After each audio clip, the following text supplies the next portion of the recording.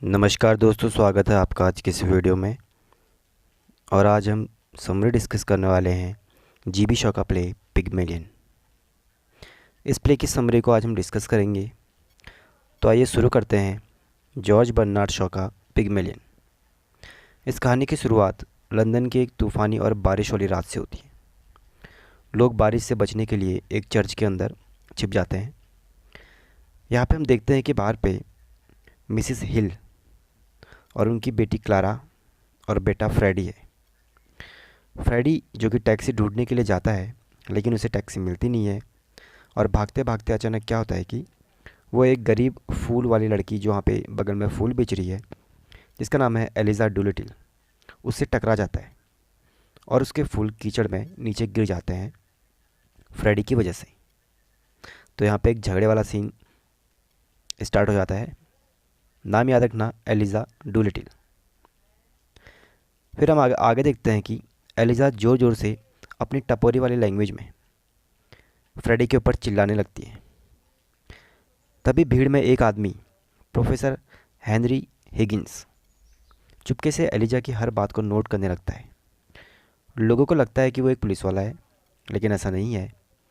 Higgins बताता है कि वो केवल आवाज़ सुनकर ये बता सकता है कि कोई कहाँ से आया है और उसका कैरेक्टर किस टाइप का है, क्योंकि वो एक भाषाविद है। फिर आगे देखते हैं कर्नल पिकरिंग, जो कि इसका नेक्स्ट कैरेक्टर है। हिगिंस उससे मिलता है। हिगिंस अपने बारे में बोलता है कि वो इस गंवार लड़की को 3 महीने में ऐसे अंग्रेजी सिखा सकता है कि वह किसी एम्बेसडर की पार्टी में राजकुमारी की तरह लगेगी। तो दोनों के बीच में शर्त लगती है इस टाइप की कि आखिर इस लड़की को कैसे चेंज किया जाए। फिर नेक्स्ट सीन में हम देखते हैं कि अगली सुबह हिगिंस और पिकरिंग आपस में बातें कर रहे हैं। एलिजा सज धज कर, साफ सुथरी होकर वहाँ पहुँचती है।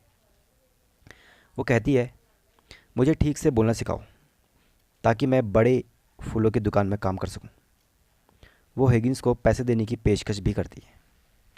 पिकरिंग इस पूरे प्रयोग का खर्चा उठाने को तैयार हो जाता है और हिगिंस को चुनौती देता है कि क्या वो एलिज़ा को राजकुमारी बना पाएगा।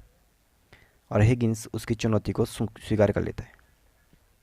फिर आगे हम देखते हैं कि एलिज़ा के फादर ये बात सुनकर वो भी वहाँ पे पहुँच जाते हैं, जिनका नेम है एल्फ्रेड डुलिटिल। वहाँ पे आते हैं वो। अपनी बेटी की चिंता उनको है नहीं, लेकिन पैसे ऐंठने के लिए वहाँ पे पहुँच जाते हैं। हिगिंस उनको 5 पाउंड देकर वहाँ से भगा देता है। इसके बाद एलिज़ा की ट्रेनिंग स्टार्ट होती है। उसे नहलाया धुलाया जाता है, नए कपड़े पहनाए जाते हैं पुराने हटाकर, और उसे बोलना सिखाया जाता है। नेक्स्ट सीन में हम देखते हैं कि कुछ हफ्तों बाद हिगिंस एलिज़ा को अपनी माँ के घर ले आता है ताकि वह देख सके कि उसने कितना सीखा है। वो देखता है कि आखिर इसने कितना इसने सीखा हुआ है। वहाँ वही मिसिस हिल, उसका परिवार होता है। एलिज़ा दिखने में बहुत सुंदर और शालीन है। वो बहुत ही साफ़ लग रही है और शुद्ध अंग्रेजी बोलती है। उसका ग्रामर बिल्कुल ठीक हो चुका है, लेकिन एलिज़ा की बातें अभी भी थोड़ा अजीब होती हैं। वो अपनी मौसी की जो मौत है उसके बारे में ऐसी बातें करती हैं, अजीब बातें करती हैं कि सभी लोग दंग रह जाते हैं। हिगिंस इसे नया फैशन कहकर टाल देते हैं। फ्रेडी एलिज़ा के प्यार में पड़ जाता है और मिसिस हिगिंस को चिंता होती है कि अब यह प्रयोग ख़त्म होगा। जब ये प्रयोग ख़त्म होगा तब इस लड़की का क्या होगा। प्ले आगे बढ़ता है। फिर हम देखते हैं कि कुछ महीनों बाद, आधी रात का समय है, हिगिंस, पिकरिंग और एलिज़ा एक बहुत बड़ी पार्टी में गए होते हैं। एलिज़ा ने पार्टी में सबको अपनी बातों और व्यवहार से बिल्कुल उल्लू बना दिया है। सबने उसे असली राजकुमारी मान लिया है, क्योंकि इसका कैरेक्टर ऐसा लगता है कि बिल्कुल चेंज हो गया है। हिगिंस और पिकरिंग अपनी जीत का जश्न मनाते हैं। वो सोचते हैं कि आखिरकार हमने इस लड़की को बदल दिया है, और एक दूसरे को बधाई देते हैं। वे दोनों एलिज़ा को ऐसे नज़रअंदाज कर देते हैं जैसे वहाँ पे मौजूद ही ना हो, यानी उसको भूल जाते हैं। वे उसे एक प्रोजेक्ट या कोई चीज़ समझते हैं। जब हिगिंस उसे जब हिगिंस देखता है कि ये अकेली हो गई है, तो एलिज़ा को जो बहुत ज़्यादा गुस्सा आता है। वो गुस्से में चप्पल उसके मुंह पे देके मारती है। वो चिल्लाती है उसके ऊपर और कहती है, तुमने मुझे पूरी तरह बदल दिया।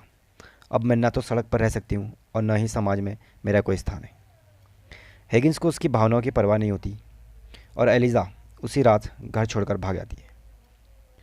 अगली सुबह हम देखते हैं कि हिगिंस अपनी माँ के घर पहुँचता है और शिकायत करता है कि एलिज़ा भाग भाग गई है, क्या वो यहाँ आई है? तो उसकी माँ बोलती है कि हाँ, एलिज़ा मेरे पास आई है।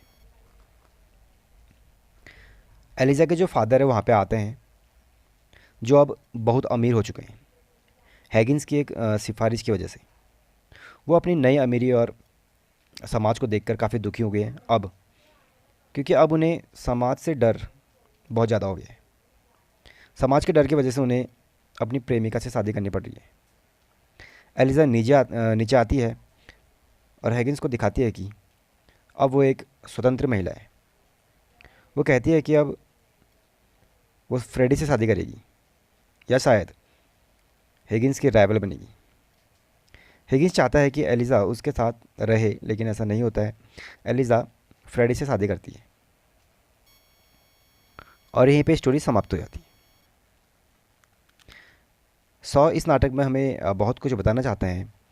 वो दिखाते हैं कि पहनने और बोलने के ढंग से समाज में आपकी जगह बिल्कुल बदल जाती है, लेकिन असली बदलाव आत्मसम्मान और फ्रीडम से आता है। एलिज़ा अंत में हिगिंस की बनाई हुई गुड़िया रहने से मना कर देती है। जीबी शॉ का मानना था कि इंग्लैंड में एक इंसान की काबिलियत उसकी अकल से नहीं, बल्कि उसकी एसेंट यानी उसकी बोली से तय होती है।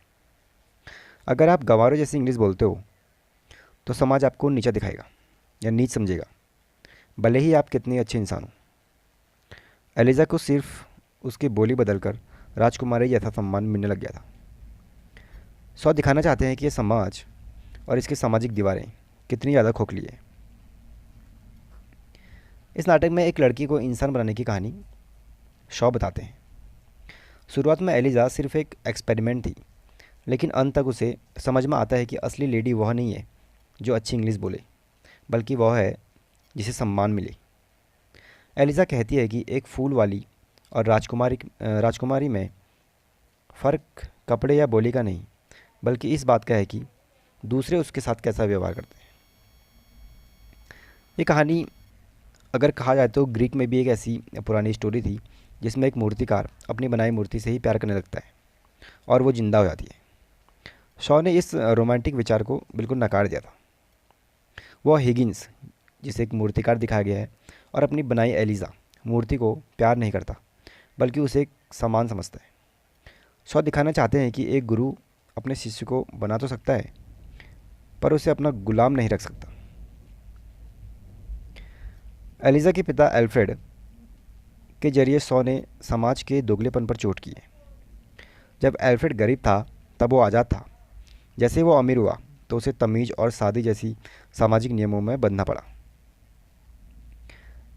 यहाँ पे फेमिनिज्म की बात भी की गई है। एलिज़ा का हिगिंस को छोड़ देना उस समय के हिसाब से बहुत बड़ी बात थी। शॉ दिखाना चाहते हैं कि एक औरत किसी पुरुष की रचना होकर नहीं रह सकती है। वो अपनी आज़ादी और अपनी मर्जी की मालिकिन है। तो ये थी इस प्ले की समरी। Thank you.